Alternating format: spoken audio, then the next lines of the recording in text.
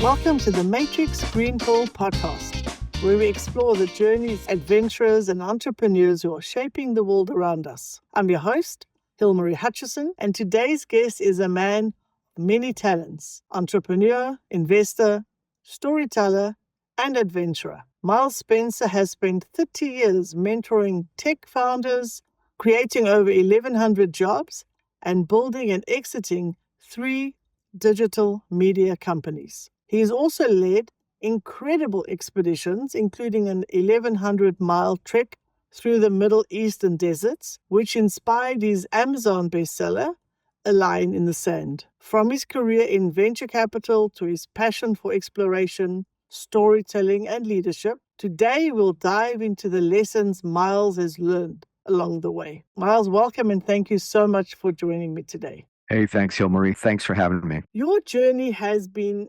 anything but ordinary. Can you take us back to the beginning? Tell us a little bit about your background and where it all started. Well, I guess I don't remember the beginning because I was a baby, but I do know later that I did learn later that I was the great-grandson of another Miles Spencer who grew up in central Pennsylvania. He was a father to 24 kids. That was 3 wives, by the way. And my grandfather was the 23rd of 24th. He had this last kid when he was 74, so I still have hope. I grew up in Western Pennsylvania, and I guess the one trait that I think I developed there that's continued through the rest of my life has been curiosity. Who, what, why, where, when. And so anytime there was a riddle or a mystery or something that I didn't quite get, I'd want to know, would they do that again? Why did they do that? How did that work? I've continued that in business. I've continued that in my adventures. I've continued that in my parenting, which is another unique adventure all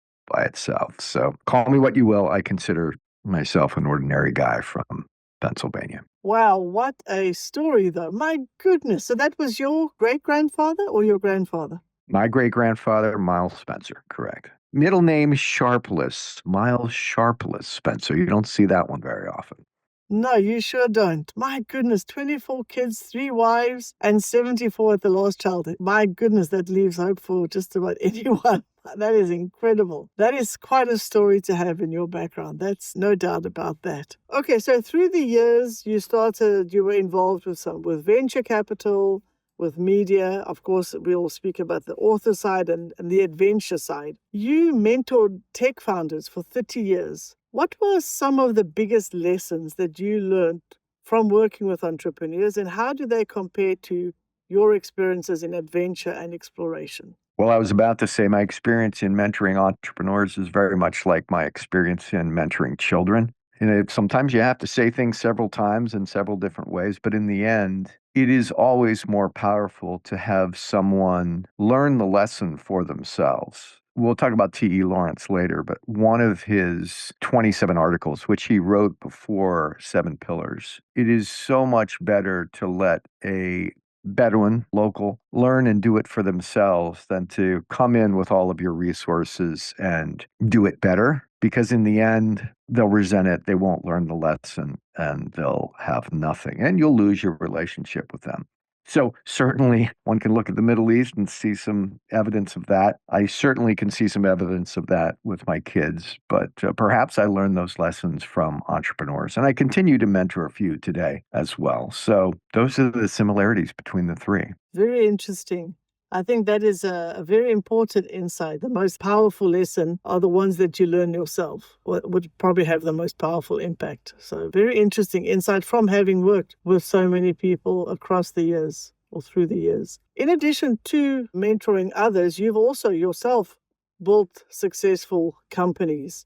Now, I know it sounds like I'm jumping from topic to topic here, but we said this is going to be drilling down into some of the learnings from your life. So what were some of the key insights that you can share about building and scaling a startup in today's landscape? The first thing I look for is an ordinary problem that everyday people are experiencing over and over again across the globe. And if we can invest in technology and humanity at the same time by making something just a little easier to do, I find that's the first kernel of building and scaling a business.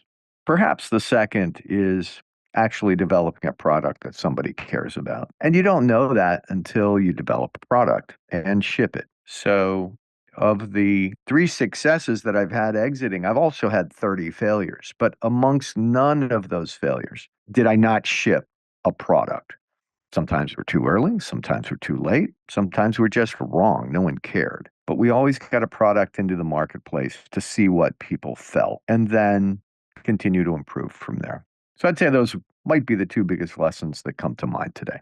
Very good. So make something that's going to make people's lives easier and something that they care about, or develop a solution to an existing problem. I think often successful businesses are successful because they have been able to develop a solution or provide a solution for an existing problem. And oftentimes a problem they had, many people I had on the show, many of the guests I've had on the show have had success purely because of this one reason. They themselves had a problem, even though they had no idea or no dreams about being entrepreneurs. They had some issue and they said, you know what, the research, they spent the time, they found the solution. And then they said, you know what, I'm going to share this with the world. And that took them away from whatever they were doing at the time into building something that turned out to be successful because it was that solution to an existing problem. So I think that was a key insight. Yeah, it's important to feel the pain yourself as well. Correct. Let's talk a little bit about adventure. You've led over 1,500 people across open sea, on kayak, and trekked vast deserts. What have been some of the most defining moments from those experiences? I would say a defining moment for me across the board in every adventure that I've done. Again, my curiosity starts, the research kicks in. Talk to everybody, read everything I can, watch any movie available or any documentary. But then there's this moment where it's like, well, I still don't understand. I still need to see it myself. And I think that defining moment was the first time I said, well, let's just go and see it with our own eyes. And that's led me to Africa, Asia, South America, lots of places in the US. I don't mind exploring the south of France every once in a while. It really boiled down to the curiosity, the homework, and then, gosh, I'm still not satisfied. If I want to learn about this, I've got to see it for myself. I love that. So something piqued your curiosity. It led you down a path of research, and yet not feeling satisfied with that, needed to see it in person. Nothing like actually experiencing things in person. I love that. And then you took others along with you on this journey. You didn't just keep it for yourself. You took others on these adventures that you went on. Is there any adventure or anything that you did during these expeditions you took that stands out to you? I would say what's lucky about my answer to that question is memory fades, and so the stories get better. And I will tell you about a time when I was in the Galapagos Islands, about 800 miles off the coast of Ecuador. It's a place you may know that has the Humboldt Current rolling through it, which provides something called a thermocline, which are several different layers of different salinity and different temperature in the water. The water's quite cold, actually, for scuba diving. And I was early in my scuba career, probably the 10th of 500 or so dives. And I went back first over the boat, as everybody else did. I was a small little skiff. And we were out at a place called Kicker Rock, which is an absolute, it's almost if Stonehenge was 1,000 feet high and emerging out of the waters, that would be Kicker. It happened to be there at sunset, so the sun's coming through this beautiful plinth emerging from the water, and we go in for the last dive. And I see probably 100 tuna, decent size, maybe a little less than 100 pounds, about half my weight perhaps. And they are just flying past me like it's the Indianapolis 500. Like, notable, they had no interest in me. They're just moving quickly. And it certainly shook me enough to use up some portion of my oxygen. Normally in a tank, you have 55 minutes and you have 3,000 PSI to go through. So you watch your gauges, right? I look down after 10 minutes and I'm through more than half because my heart rate went up and I consumed a lot of oxygen. Watching these things go by and wondering why. And then it occurred to me they weren't just out for a swim, they were running from something or swimming away. Interestingly enough, it wasn't big. It wasn't an orca or anything like that. It was easily 250 hammerhead sharks. Now that got my heart pounding. And they passed me as well. They clearly assessed that neoprene wasn't nearly as tasty as tuna. So they continued on. Certainly shook me up, both physically and emotionally. So that was a 15-minute dive that was supposed to last 55 minutes. And I realized, I wasn't in Kansas anymore. This was the Galapagos. These animals, mammals as well, are bigger, faster, and sometimes hungrier than humans. And that probably upped my respect level for what's beneath the surface, which is 2/3 of planet Earth. I guess that's one story. Wow, that was an incredible story. I love how you started that off with memory fades, so stories get better. I think that goes for all of us. But wow, what an experience to see 250 hammerhead sharks heading your way. My goodness, no wonder that was a dive that you cut short, but something surely that you would never forget. What an experience. Well, thank you so much for sharing that. It's super exciting. Let's continue on the talk of the adventures that you've had and talk about your incredible book, A Line in the Sand. It has received excellent reviews for blending history, adventure, and culture. So let's go back and talk about what inspired you to embark on this 1,100-mile trek and how did that shape the book? Well, once again, the curiosity got the best of me.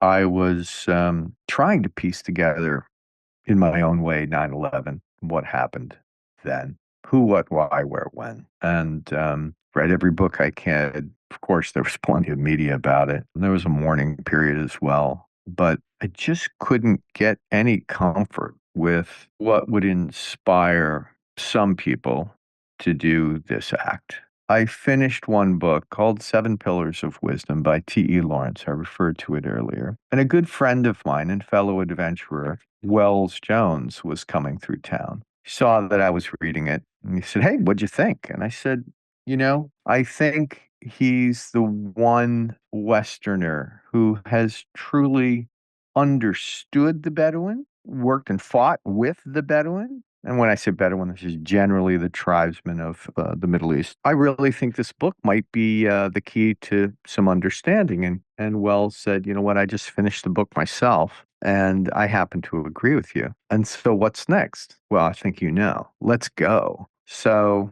it's not that easy to get into Saudi Arabia in 2006, but I happened to have published a book called Money Hunt when I hosted a show of the same name. And that book got into the hands of the Young Presidents Organization in Riyadh, Saudi Arabia. They invited me to speak about the book and the show. I guess I did a good job. I brought along Wells as quote unquote my bodyguard at the time. And so we got a visa to Saudi Arabia. And after the presentation, they said, "Gosh, that was pretty good. Anything else we can do for you?" And we said, "Yes, we'd like to truly understand more about T.E. Lawrence. So we'd like to hike, trek, camel, jeep, horse ride to Damascus, Syria from Jeddah."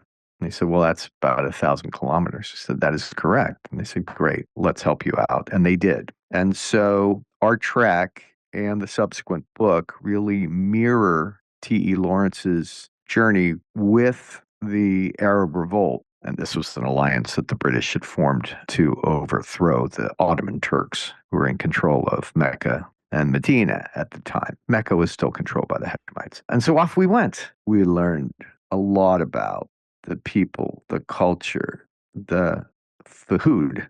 That was the defining moment to that curiosity that both Wells and I shared. And we arrived in Damascus just like Lawrence did, perhaps with less fanfare. Years later, after October 7th, we decided that that story needed to be told. And we retraced the steps and wrote the book. And we're fortunate enough that Amazon put it out on other platforms, including the Audible, and people seem to like it. And so not only have we had the adventures, we've been able to share the understanding with others. That's what our goal has always been.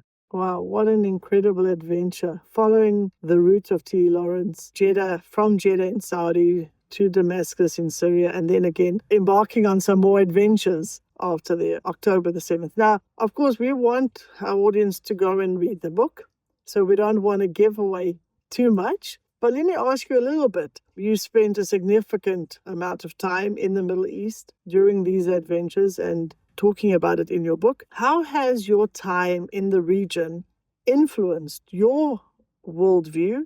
And what lessons do you think people can take from its history and culture? Gosh, once again, I have a long list there, but I'll try to choose one for you. This is a region that has layers of commonality and some conflict. What we found that for many, many years before we got there, people of different religions, people of different cultures, people of different quote unquote national identities all shared a lot of the same traits. I mean, frankly, the food is pretty similar. A lot of the language crosses borders. There's a lot that these folks have in common, and that was inspirational to us.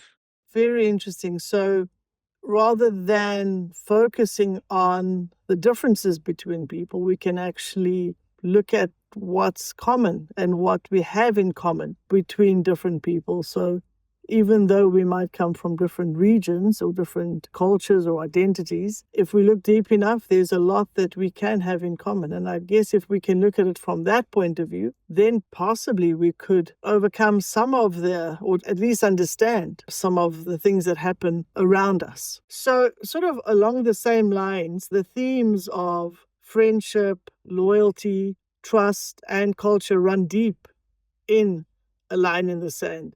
How do you think exploring new places shapes a person's perspective?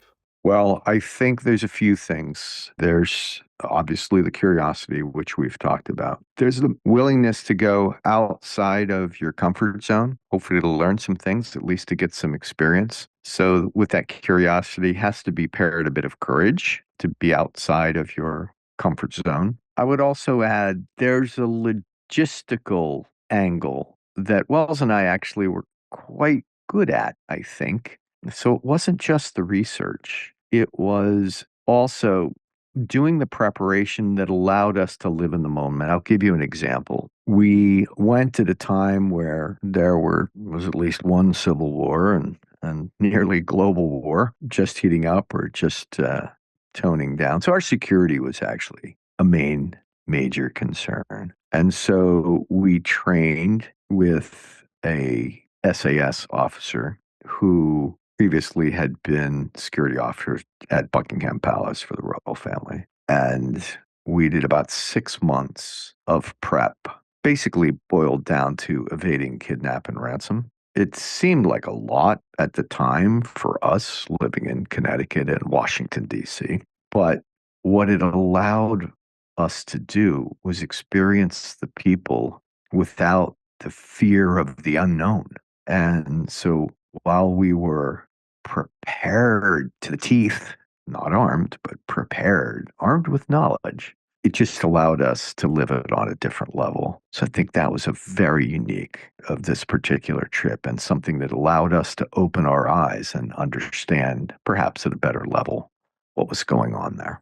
How interesting. I would never have guessed that it would take that much preparation, but that also shows, something about your planning ahead. And wow, 6 months to prepare for evading kidnap and ransom. I think that is super smart. I don't know that too many people would have thought to plan that and to be ready for security issues. Now, no, as you preface that by saying there was, of course, civil war and global unrest and things going on. So it wasn't like you were doing this with no reason. There was certainly a valid reason. But I love how that preparation then made your experience that much better because, as you said, then there was no need for fear or minimize that. So it wasn't like you were nervous everywhere you went because you had prepared so well for your security. So really, really interesting. Perhaps you can use the same rule for Disneyland.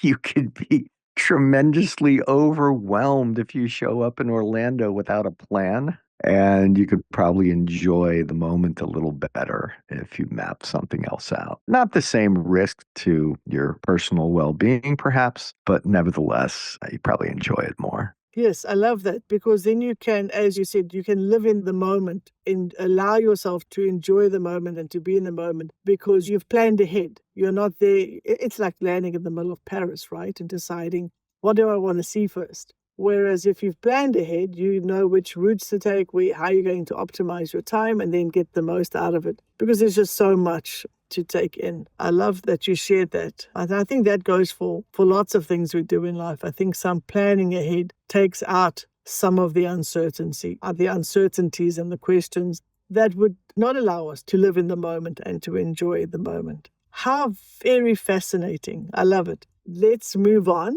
to the segment of our show where I will ask you some rapid fire questions, our version of a game show.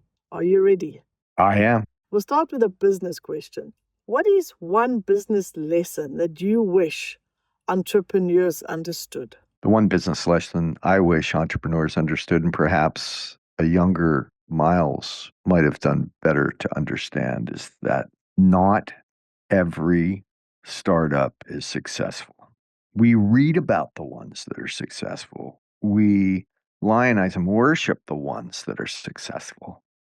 But if you look at the math, I've had 3 decent exits, but I've had 30 that did not work. And understanding that there are so many things that could go wrong. Not all of them work. Not even your favorites always work. Sometimes it's unexpected, the ones that do work. Understanding that entrepreneurship is a risky game of odds. The universe decides essentially which ones are the winners.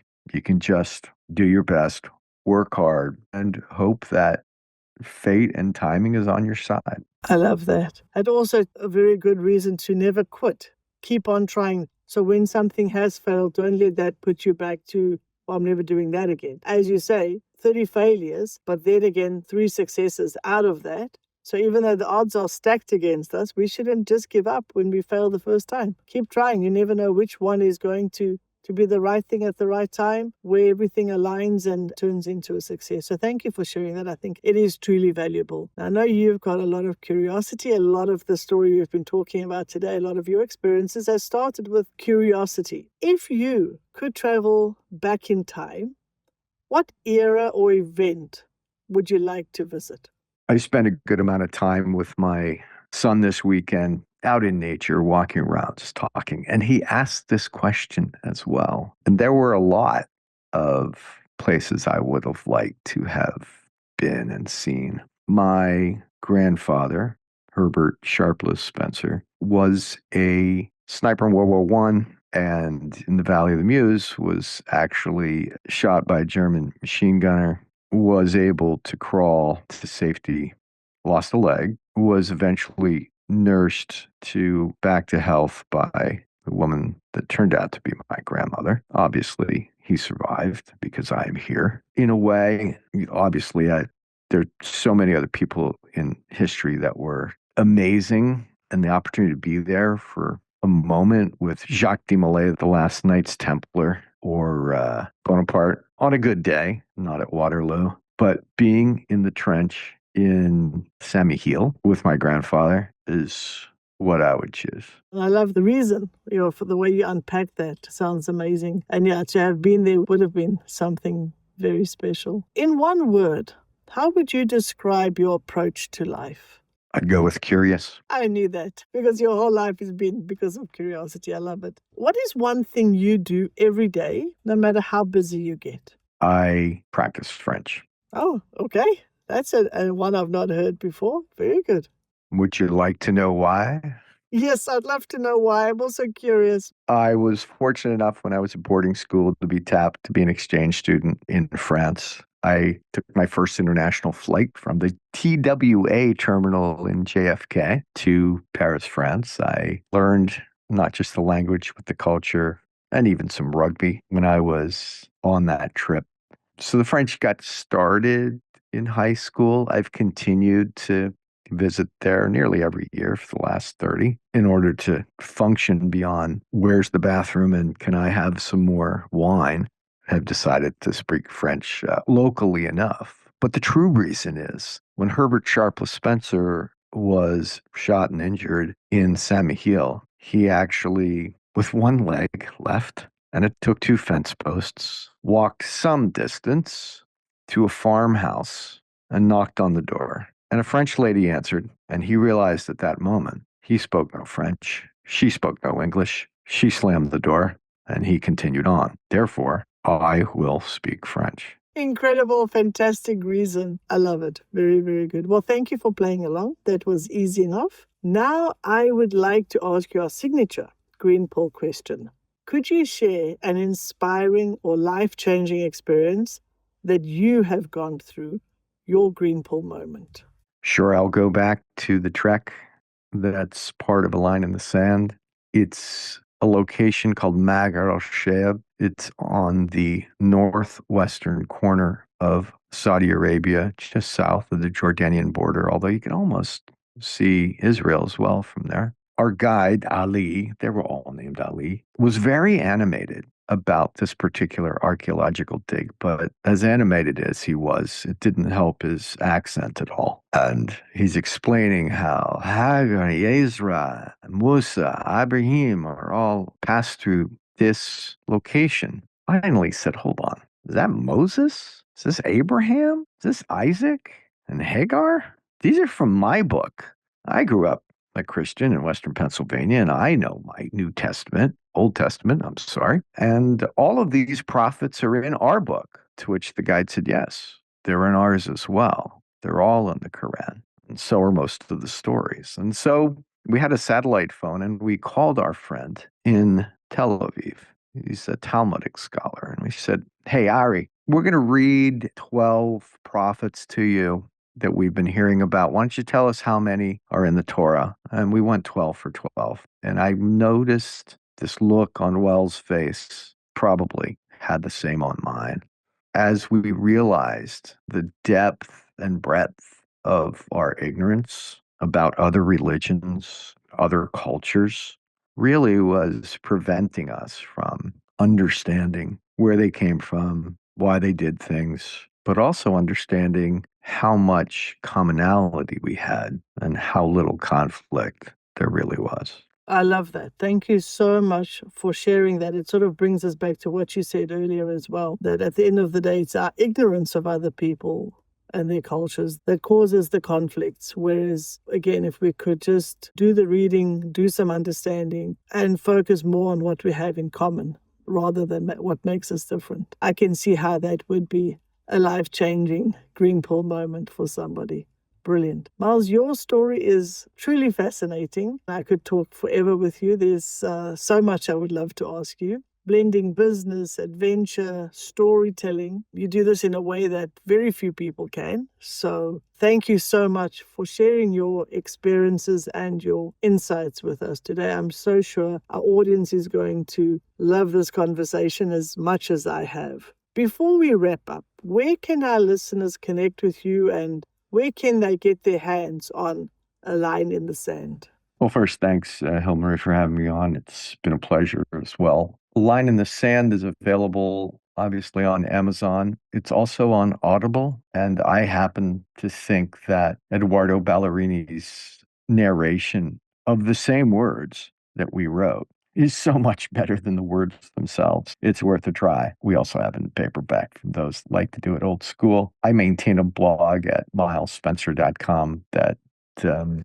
has everything from my adventures to my entrepreneurial challenges to my rantings about the world and the way it should be. So that's a place that you can find me, and of course, on all the normal socials under Miles Spencer. Super. Thank you very much. And we'll also put links to all of this in the show notes. Again, thank you so much for being here. I wish you and all your adventures all the very, very best. Thank you. It's been a pleasure. And to our listeners, thank you for tuning in to another episode of the Matrix Green Pill podcast.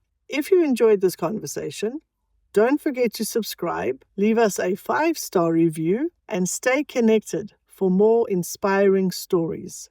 Until next time, keep exploring, stay curious, and challenging the limits of what's possible.